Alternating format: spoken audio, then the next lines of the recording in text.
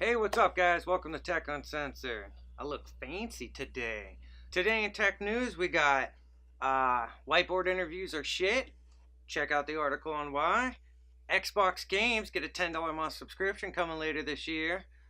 Xbox rules, fuck play. So there's a big launch going on Facebook and other social media networks about how programmers are confessing that they use Google search after 30 years experience or after so many years experience to get their shit done. And interviews are getting blown away because people need to memorize everything that they want for the coding test to be done, whether it's on a whiteboard or, people from Google are even saying, I still have to Google how to check the length on a Python string. Like, I think this is amazing foot forward for, our industry as a whole. They're going to say that, I got books right here that I read all the time when I'm working on projects just to make sure I got everything down pat. It is an art. It is an exact. You can't just do what you think is right when you're programming software or programming web applications or anything. Like, that needs to be exact, and any good programmer is going to do their research every time to make sure they got that code down correct so it works. And even then, sometimes you get bugs.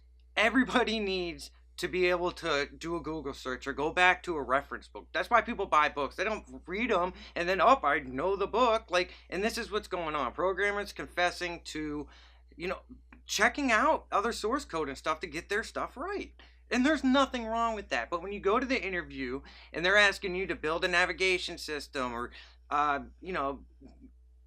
do an AJAX request and pull down this data and stuff. I mean, all this stuff, number one, you're on the ball. Okay, you don't have any reference materials if you've ever done a coding interview before. Not only just with the whiteboard, also doing it online and stuff.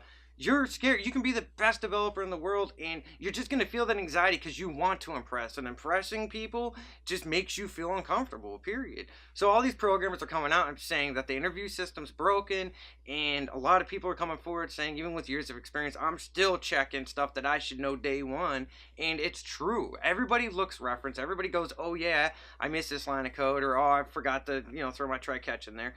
It's the way we work. It's the way programmers, because you have so much going on, you're not always just thinking of that 3 lines of code or that 15 lines of code or that one module. You're thinking of the app as a whole all the time and how to better it. And you're always thinking of performance and stuff. It happens. And these interviewers and these hirees think they're getting the best because they get that guy that memorizes his code. And I'm not saying they're not hiring good developers, but they're missing out on a lot of potential from good coders just because the interview process, no matter how good you think you make them feel, you got them stuck right there trying to, hey, figure this out, or else, you're not good enough because you couldn't memorize some, function that we just sprung on you anyway. No matter how easy it is, that time of, when you're sitting there and your job's on the line, your future's on the line, blood boils and you get scared, and all these people are coming out, and I think it's a really good article, must read. It's a top news story. It should be the top news story for the week. I think developers as a whole, they're already speaking out, but I think we need to come together and fix a broken solution, give real programmers the time to do it. I'm telling you right now, we've said this on Tech Uncensored a million times. If you have a college science degree, you're behind me. I don't have a computer science degree, and I'll tell you what, I'm better than a lot of coders out there, and I have no problem saying that because I stay up to date. I work daily on learning new methods and best ways and best practices and how to debug properly and how to write tests. I see programmers out there with code that they don't even know how to write unit tests for, but they have computer science degrees. I have people on my Slack channel that are asking for help that have computer science degrees. They should be way ahead of me, but because I know how to look for information, I know how to problem solve, and I know where the industry's going and stuff, I'm actually teaching them how to do stuff. And I know this is a news station, but the interview system is broken. These employers that don't even know tech that are hiring, they're just hiring managers and stuff, they're broken. And I think the system as a whole, when you put someone on the spot, you should see if you can work with someone, work with a problem on somebody, find a different solution other than saying, figure out this code and whiteboard it for me and give me the best thing. We are, and the funny thing is, we're generating jobs off that. People are building systems to make you memorize stuff better, learn how to break that coding interview. Those are applications, and those are consultants that are getting paid, and people that know they're good at their job are more worried about how to pass a test than they are about writing good code or about performing the duties for that company's project or that application. And it's all messed up, and I don't care if you think this is opinion, if you think I'm wrong. if you're hiring manager or you're doing something along these lines of hiring people, come up with a different solution. I have seen certain companies come up with ways where they'll let you take home the code for the weekend and stuff like that, which is good. But if you're going to be spending time with this person, why would you make them do something alone? Why wouldn't you work with him side by side and see if it's a right culture fit? See if he can take commands good. See if he can take criticism well. The hiring process is shit these days, and I'm sure it's not just in this industry, but you guys need to fix it. And we as a whole need to fix it. We as a whole need to come together and find better solutions. So these companies and these people that are better off than these people wasting 4 years of college on outdated resources from colleges. Yes, colleges are not up to date with what's happening. JavaScript alone, the industry changes every month, every 3 months and stuff. But you'll hire a React developer and get, that says he has 4 years experience and a bachelor degree, which is, impossible in this day and age.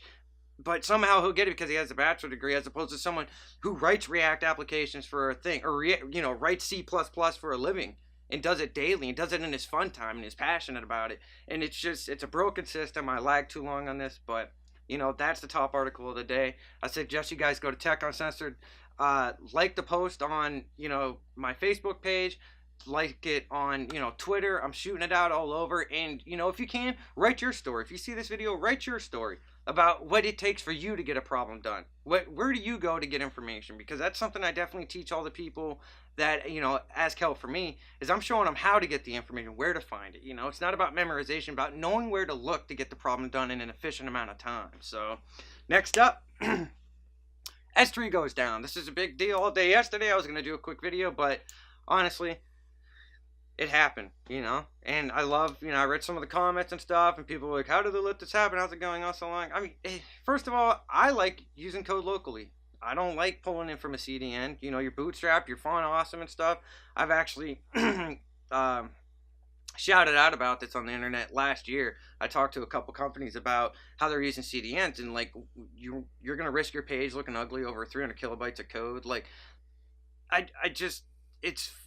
it's a thing, people do it. It's easier. They think it's, too much bloat. And for some libraries, it might be. But honestly, if you don't know how to, update your app with performance, I think there's a problem underlying anyway. I mean, it's good for development, to get the stuff done. But you should be knowing how to get the information you need. And some people, they're pulling in whole applications like jQuery and stuff just for AJAX calls and stuff. That doesn't even make sense to me. But I don't want to get into that. I just think, using S3 as a production type thing is a problem apparently, because when it breaks, everybody, it's the one domino that it has the effect to knock over everybody. But it was a big story in the news, and at first people thought it was a joke and how could S3 fail and stuff. But that's the thing, these companies, shit happens. The cloud is not a cloud. The cloud is a server. Servers fail. Like, that shit goes down, and nobody's 100%. I mean, web applications at the end of the day is anything up in the air of that. I mean, you're always trusting one single device at the end of the day that's getting used by millions. So I don't know, big article, check it out down in the description below.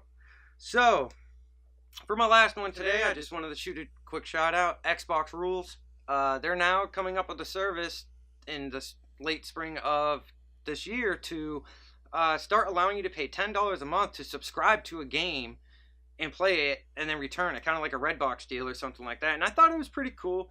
I don't get much time to play games anymore, but I just, for $10 for somebody who's, an avid player, wants to always check out new games and play them and stuff, it's also going to be dealing with games backward compatible, and the subscription basically is going to work where, you play the game and you get it for $10 a month. I think it's a smart way to do stuff. We're already downloading games instead of buying hard copies. Subscription bases are the way of the future, and I think games going into this mode is a great idea. So if you're a if you're an avid Xbox player and you hate PlayStation as much as me, go check out this link and see what's up about it. Because if you play more than one game a year like I do, if those are the games you play, then maybe the subscription might not be for you. But anybody who likes checking out the latest and greatest of Xbox, I'd definitely check out the subscription.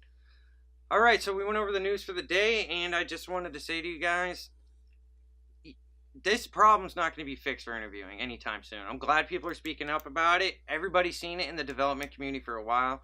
If you're a hiring manager, people still don't have it right. When you're trying to build a good project, in my opinion, if you're hiring out there, just bring, if it's that worth it, if you're getting 250 applicants, you might as well blindly choose 5 of them and work with them for a couple days. Work with them for a day if you can, you know. But that time you're going to put into him is going to become valuable, because if you like the fit, the culture, the way his coding style, you know, how he thinks on his feet, if you're actually working on something rather than coming with some fabricated shit, I think you're going to go a lot greater. We had a Slack community chat a while ago about, you know, having, you know, paying people to, you know, write code for an interview instead of just, you know, doing it on their spare time. And I think that's a great idea too.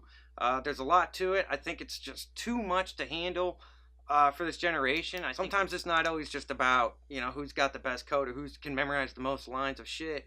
Maybe it's more about, you know, getting people together, having the team together, and maybe taking a couple of hours out and see how it fits. So I don't know. My name's Nick. Thank you for watching Tech News.